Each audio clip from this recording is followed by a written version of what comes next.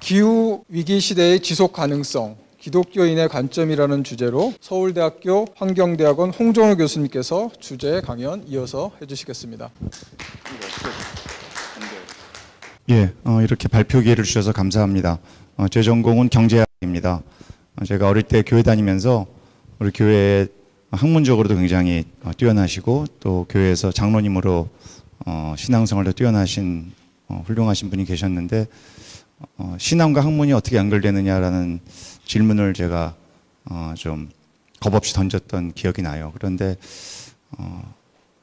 저한테는 그렇게 만족스러운 답은 제가 못 들었습니다. 그래서 제가 경제학을 공부하면서 과연 기독인으로서 내가 하는 공부, 내가 하는 연구의 지향점이 뭐고 어떤 주제를 다뤄야 하고 그 방법론은 어때야 하고 그것이 세상에서 어떠한 영향을 미쳐야 하고 뭐 이런 것들에 대한 고민을 좀 하면서 여기까지 오지 않았나 싶습니다.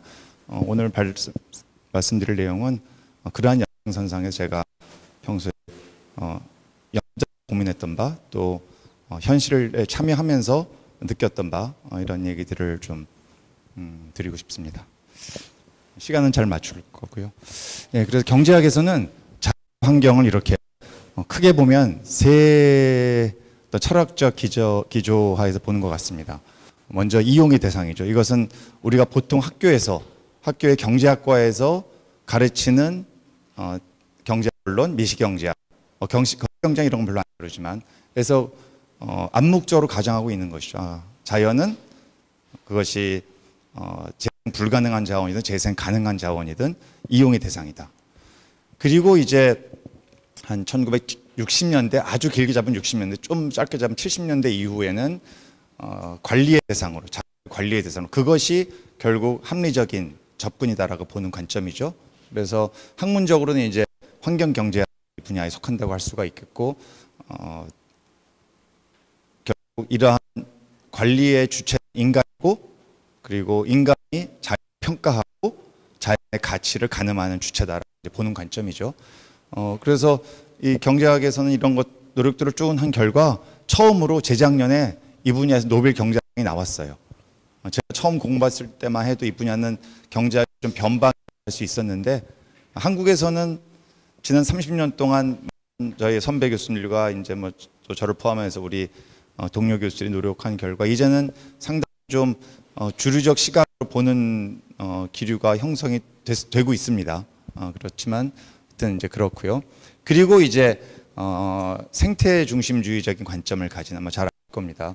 이 보존의 대상으로 보는 생태 경제학적인 분야가 있는데 이 분야는 이제 좀 더 환경 경제학보다는 조금 속도가 늦지만 영향력은 사실은 처음에 시작했을 때보다는 많이 약해졌습니다. 그 약해진 이유는 제가 보기에는 아무래도 학문이라는 것은 이제 메소돌로지가 정치해야 하는데 방법론상의 좀 한계 이런 것들이 특히 경제학 내에서는 많이 노정이 되는 것 같아요. 그래서 이 분야에 큰 획을 이제 그렸던 논문이 저 코스타자의 97년 네이처에 실렸던 경제학자가 네이처에 논문을 실었는데 전 세계의 이 생태 가치를 돈으로 환산하는 이런 연구가 처음으로 이제 있어서 이 자체로서 논란 연구 방법은 많이 틀렸어요. 틀렸지만 생태 경제학자를 자임한 학자가 돈으로 생태계를 계산했다는 것 자체가 굉장히 논쟁적이었고 이제 그런 식으로 볼 수가 있겠습니다. 그래서 혹시 이제 학부에서 경제학 과목을 들으시는 분이 계시겠지만 이게 이제 경제학 원론의 처음에 1장이나 2장에 나온 그림이거든요. 여기 보면 이제 정부를 빼고 경제 주체는 딱 둘이다. 소비자와 생산자가 있고 소비자는 이 생산자의 생산 요소 돈과 아까 앞에서 나왔는데 돈과 그리고 자기의 노동을 공급한다. 그리고 이제 기업은 이 소비자들로부터 이런 것들을 가져와 물건을 만들어서 다시 소비자에게 물건을 공급한다. 이게 이제 시장 딱 두 개죠. 생산물 시장과 생산 요소 시장. 이 그림이 이제 우리가 경제 순환 모형이라고 해서 99%의 경제학자가 우리나라 경제학과에서 가르치는 교수라면 이렇게 이제 저도 이렇게 배웠죠. 근데 이렇게 배우는데 하여간 저한테 만족 안 하는 게 있더라고요. 그래서 나온 게 이제 이것은 뭐 이분들이 저는 크리스찬인지 아닌지 모르겠어요. 못 찾겠더라고요, 그거는. 그런데 1970년에 이 논문이 이제 미국의 최고 주류 경제학 학술지에 실렸습니다. 그래서 이것은 이제 경제 시스템을 어떻게 보는 관점이냐 하면 아까 보여드렸던 그 그림에다가 위에다가 자연을 하나 더 붙이는 거죠. 사실 이 그림을 다양하게 좀 그릴 수 있고 이 아래 경제 시스템 전체를 포괄하는 자연 또는 환경으로 그리기도 합니다. 근데 이제 가장 순화된 형태의 그림이라고 볼 수 있고요. 거기에 이제 위에 자연 역할은 분명하죠. 그러니까 경제계에서 배출되는 각종 전문용어로 잔여물이라고 해요. 근데 통상 환경 오염을 정화하는 기능도 하고 또 자연 아까 앞에서 말씀드렸듯이 각종 생산 활동에 필요한 생산 요소를 공급하죠. 결정적으로 사실은 경제학자들은 노동과 자본만 이야기하지만 훨씬 중요한 건 사실 토지죠. 토지는 새로 생성되지도 않고 토지가 없으면 사실 실질적으로 뭐 이 농업 활동을 포함한 상당 정도의 경제 활동이 불가능하죠, 사실은. 그래서 이런 것들은 자연이 인간에게 제공해 준 결정적인, 사실 공기 물 없이는 대부분의 제조업 활동이 불가능하죠. 그래서 이런 것들이 자연이 인간에게 제공해 주는 굉장히 중요한 기능이고, 그 흐름이 이제 이 물질이라는 흐름으로 보는데, 물질의 흐름이 깨졌을 때 생태계 오염이라든지 또는 자연 자본의 고갈이라든지 이런 문제가 생긴다라고 이제 이 경제학 분야인 환경 경제학에서 이렇게 말을 하고 있습니다. 자, 기독교 관점에서는 저는 하나님 중심주의가 맞다고 생각합니다. 그러니까 우리가 통상 이제 인간 중심주의와 생태 중심주의를 가지고 많은 논쟁을 하지만 그 너머에 있는 정말 하나님께서 이 세상을 어떤 관점으로 어떤 가치로 인간에 어떤 역할을 부여하시기 위해서 창조하셨는지 그 목적을 우리가 탐구해 가는 것, 거기에 맞춰 순응하는 것, 이것이 저는 인간과 자연의 관계에 대한 우리 기독교인의 올바른 관점이라고 생각하고요. 아까 앞에서도 교수님께서 말씀하셨지만 결정적으로 이 청지기적 사명을 감당하는 것, 여기에 우리의 모든 관심이 쏟아져야 된다고 생각을 합니다. 유명한 성경 구절, 저는 이 창세기 1장 28절을 주일학기 때부터 많이 들었던 것 같아요, 이 말씀을. 그래서 인간이 이렇게 소중하게 지어졌다, 이거를 이제 대부분의 목사님은 강조하시죠. 하나님께서 인간에게 특별하게 이렇게 지으셨고 세상을 자연을 다스릴 수 있는 권한을 주셨다, 이렇게 이제 거의 그렇게 들었어요. 그리고 나중에 좀 찾아봤더니 그 히브리 언어에도 정복하라, 다스리라는 굉장히 강한 표현이더라고요. 저렇게 뭐 영어로 subdue, 뭐 dominate, 뭐 이런 뜻이래요. 그리고 다스리다는 것은 이제 내리두르다, 뭐 발로 이렇게 짓밟다, 이런 굉장히 강한 의미가 있어서 그만큼 이제 아마 그 취지는 하나님께서 인간을 다른 피조 세계한 다른 특별한 존재, 하나님의 형상을 닮은 존재로 만드셨다는 것을 나타내기 위한 말씀이 아닌가 싶고, 그렇지만 저는 이 성경 구절 갖고 말씀은 잘 못 들었던 것 같아요, 설교 시간에. 근데 저는 이 창세기 2장 5절이 거기에 딱 상응하는 균형을, 하나님께서 인간을 또 창조 세계를 어떻게 보시는지를 균형을 잡아주는 굉장히 중요한 말씀이라고 생각이 되고, 거기에 보면 이건 이제 개역 한글에는 다스리라고 돼 있는데 개역 개정에는 이번에 바뀌었더라고요. 저 경작하며로, 그죠? 아마 아실 겁니다. 그래서 경작하며 지키게 하시고 이렇게 돼 있는데, 이 두 개는 같은 다스리다지만 경작하다라는 뜻이고, 지키라는 것은 보존하다의 뜻이 이제 take care라는. 그러니까 이건 말대로 정말 우리가 뭐 크리스찬이 아니라고 하더라도 요새 환경을 고민하는 사람들이 생각하는 정말 이 자연을 보존해야 되지 않겠는가라는 뜻인데, 성경 말씀에 그것이 분명히 나와 있다는 것이죠. 그래서 저는 이 두 말씀, 창세기 1장 28절과 2장 5절을 통해서 책임 있게 다스리라고 하는 하나님의 명령, 이것이 어떤 우리 크리스찬으로서 자연을 바라보는 좀 균형 있는 그런 시각이 아닐까. 특별한 존재이나 함부로 굴려서는 안 된다, 쉽게 말씀드리면 이제 그런 거죠. 이것은 뭐 낙동강입니다. 혹시 이쪽 영남 지역에서 오신 오늘 분들이 계실지 모르지만 저는 여기 자주 갔습니다. 뭐 저는 뭐 서울에서 출생했지만 여기 낙동강 본류고 저 위에 내성천이라고 보이지 않습니까? 그래서 지금 아마 내성천을 뭐 가보신 분이 계신지 모르지만 엄청난 제가 보는 관점은 사륙의 현장이에요, 내성천은. 이건 이제 제가 오래전에 우리 학생들과 함께 내성천이 이렇게 아주 특별한 자연 경관이 있습니다. 회룡포라고 하는, 아주 제가 그 외국인 교수들하고도 이제 같이 가보기도 했는데 여기 이제 보시는 대로 물이 이렇게 돌아서 360도를 돌아 내려가는 이게 이제 내성천 하류 쪽에 있는 아주 특별한 경관이죠. 그 외국 교수들이 뭐 감탄에 감탄을 금치 못하더라고요. 이게 아마 91년도인가 제가 2011년도에 갔던 것 같은데. 예, 그래서 제가 이제 일련의 사진을 좀 보여드리겠습니다. 빠른 속도로. 이 내성천의 전과 후입니다. 물론 전과 후의 모습은 많이 다르고 그 전과 후를 왜 이런 상황이 발생했는지를 보여주는, 그러니까 영어로 말하면 유무죠. 그러니까 with and without이죠.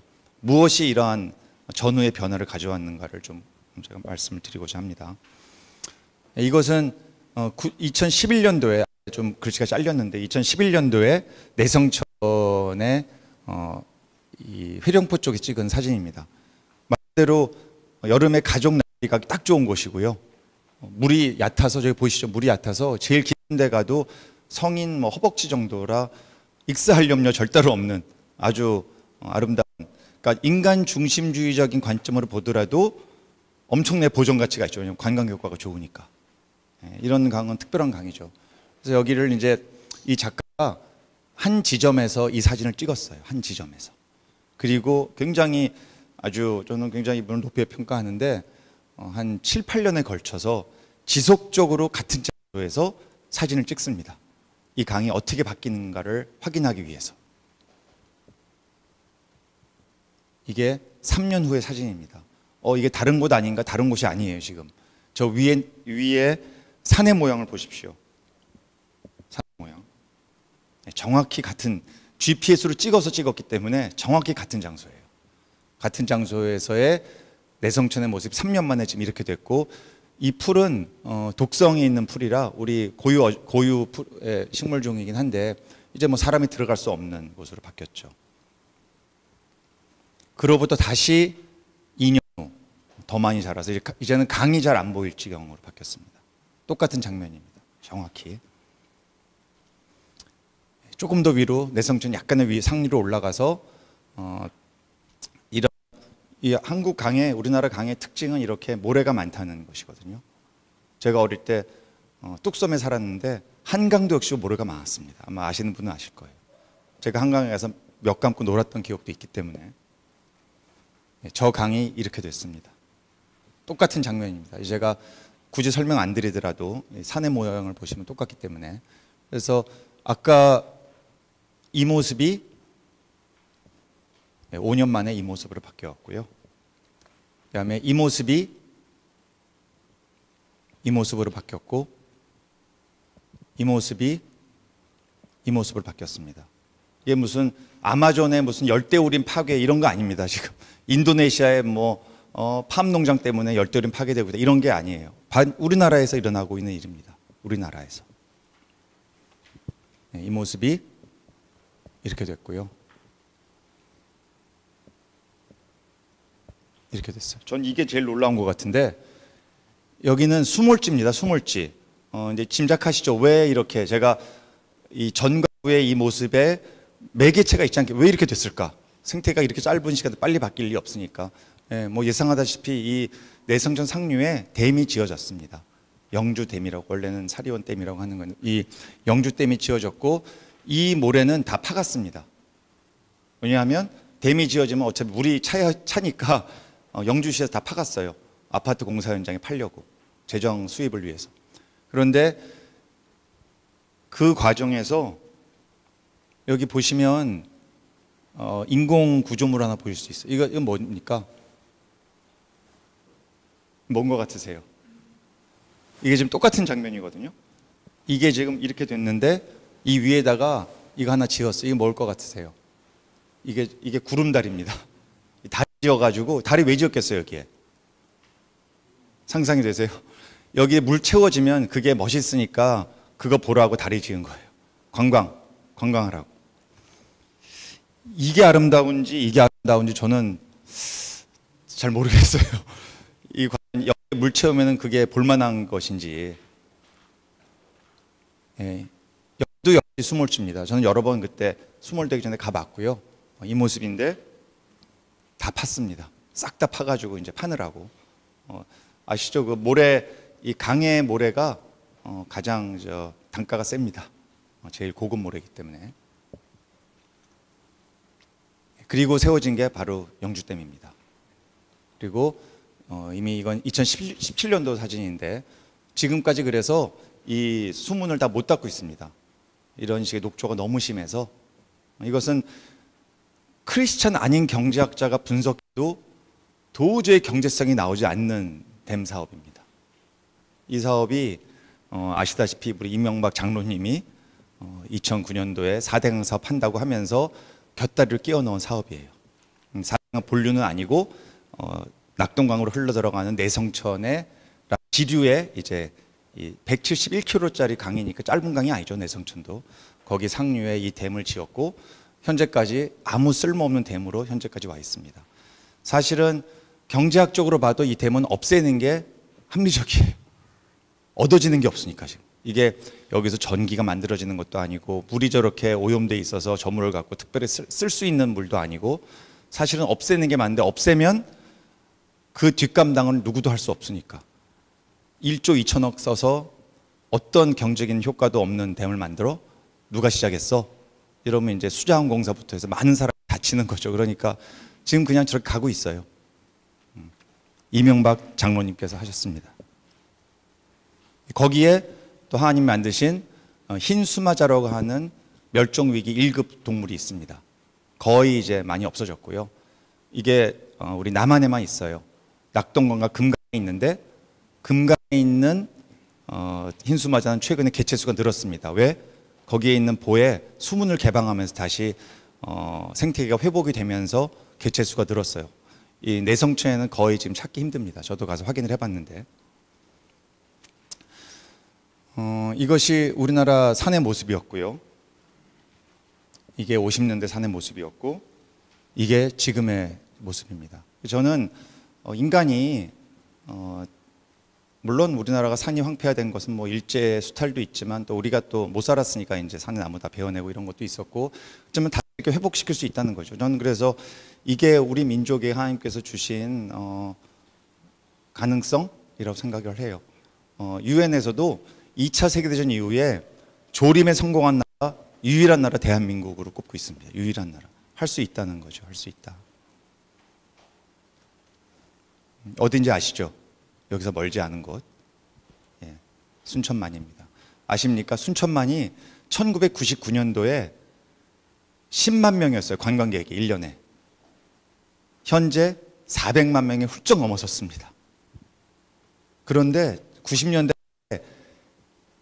이 내성천을 빨리 하려고 이 순천만을 없앨 뻔했어요. 순천시장이. 이유는 뭐겠습니까?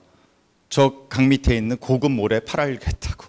이걸 없앨 뻔했어요. 이거를 거의 결정을 내린 거를 당시 환경부가 그렇게 하면 절대로 안 된다고.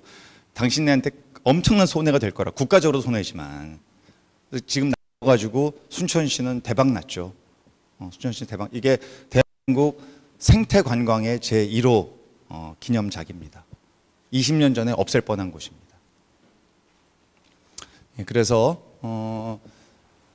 지금까지는 우리가 어떻게 우리 잘못된 정책 또는 잘못된 방향 또 그것을 회복시키는 과정, 성공과 실패 이런 말씀을 좀 드렸고 이것은 앞에서 말씀을 이제 해주셨기 때문에 제가 짧게 넘어가겠는데 중요한 것은 저는 경제학자 입장에서 보면 환경과 경제는 절대적으로 순환한다. 이것을 우리가 반드시 인식하는 게 중요하다. 우리 학생들에게 아직까지도 자연과 환경이 모델에 들어가 있지 않은 경제학을 가르치고 있는데 이것을 반드시 가르쳐야 된다고 저는 생각을 하고 올해 저는 처음으로 대한민국 국민이 기후 문제 심각한 것 같은데 라는 것을 느끼는 원년이 아닌가 싶습니다. 코로나 영향도 있고 올 여름에 우리나라 역사상 최장 장마가 있었죠. 54년 장마가 있고 920mm의 비가 왔습니다. 제가 지난 여름부터 상당히 좀 바빠졌는데요. 언론이라든지 뭐 지자체라든지 기업이라든지 정치권 다양한 곳에서 야 이거 기후 문제가 경제에 어떤 영향을 미치느냐에 대한 이야기를 많이 듣고자 합니다. 왜? 국민들이 관심을 가지니까. 저는 변화 조짐이 있다고 생각해요. 지금까지 그냥 뭐 이렇게 이런 일이 있다, 기후 변화가 심각하다, 뭐 남극, 북극 뭐 녹고 있다 이런 얘기 해도 사실은 그냥 남의 일로 느껴지거든요. 아직 우리 국민들은 이 경제에 돈 버는 일에 만몬에 관심이 많아서 그런지 하여간 거의 그랬었는데 올해 좀 바뀌고 있다고 제가 느껴요. 그리고 이 흐름은 우리가 계속 가져가야 되고 특히 지식인의 역할이 중요하다고 생각합니다. 예. 그렇지만 뭐 세계적인 이런 전문가들, 학자들은 이미 이런 얘기를 계속해서 해오고 있죠. 이 매년 발표하는 지구위험 보고서인데요. 여기 보면 1위부터 8위까지 대부분이 다 자연이에요. 대부분이 다 자연 얘기입니다. 기후변화, 물, 뭐 다 이런 얘기들이에요. 이게 결국 인류의 지금 고통을 가져오고 있다. 이게 또 경제지에 실린 유명한 그림이죠. 지난 4월 달에 이코노미스트라고 저는 이제 매주 보는데 이 영국 발간 주간지에서 코로나하고 지구가 싸우는데 정작 더 무서운 건 기후변화다. 정작 더 무서운 건 기후변화고 훨씬 덩치가 크고 이것은 계속간다. 그것이 그냥 단순히 뭐 환경론자, 생태주의자들의 고민과 뭐 울분이 아니고 경제적으로 이게 피해가 막대하게 생겼다. 지금 이거를 보여주고 있는 거죠. 상징적으로. 이거 넘어가겠습니다. 시간이 없어서. 이제 기업들도 뭐 기업들이 뭐 그렇게 환경에 관심이 많겠어요. 기본적으로 이런 지금 여러분들이 다 알고 계시는 이런 기업들이 이미 아리백이라는 것을 선언을 했습니다. 아리백이라 하면 Renewable Energy 100%예요. 그러니까 내가 만드는 물건, 내가 제공하는 서비스의 모든 전기는 다 재생에너지로 공급하게끔 하겠다는 것이고 자기 공장, 자기 사업체만이 아니고 자기 물건 납품받는 협력업체들도 재생에너지로 물건 만들어야 내가 사겠다라는 선언을 하는 거예요. 이게 지금 2030년, 2040년에 평균 60%, 90%, 2050년에 100%까지 가. 그거를 커미트해야 이 모임에 가입할 수 있습니다. 대한민국 기업은 하나도 없습니다. 왜? 기업이 늦은 것도 있지만 우리나라는 재생에너지를 그렇게 공급할 수 있는 여력이 전혀 안 되는 거죠. 이미 다른 기업들은 다 이렇게 하고 있습니다. 그런데 아직도 우리나라에서는 재생에너지가 뭐 생태계 파괴한다, 뭐 나무 벤다, 뭐 이래가지고 뭐 계속 언론에 확인되지 않은 이런 기사들이 계속 나오고 있는데 저는 여기에 대해서 정말 우리 지식인들이 특히 크리스찬들이 분명하게 균형 있게 진실을 이야기해 줘야 될 막중한 책무가 있다라고 생각을 합니다. 우리나라 소비 현실은 이렇죠. 대부분 다 에너지를 수입하고 하나님께서 우리나라에는 석유류를 전혀 안 주셨기 때문에 대부분 다 수입하고요. 그러다 보니 원전 밀집도는 세계 1위고 발전 비중은 OECD 꼴찌고 미세먼지 농도도 OECD 1위입니다. 엄청나게 극단적인 상황으로 치달아 왔던 거죠. 현재까지. 이게 계속 가야 되느냐? 전 지속 가능하지도 않고요. 일단 환경도 환경이지만 먹고 살기가 힘든 세상으로 가고 있습니다. 먹고 살기가. 우리나라 원전에 대해서는 뭐 크리스찬 간에도 생각이 좀 다른 것 같습니다. 솔직히 말씀드리면 워낙 정치적인 이슈가 됐고 또 자격신도 강하고 그렇긴 하지만 어쨌든 우리나라에는 이 좁은 땅덩어리에 25기에 월성 1호기 포함해서 지금 요새 감사원을 중심으로 문제가 된 25기가 있고요. 러시아가 우리나라 땅 면적의 170배입니다. 170배. 미국 98배. 중국 95배.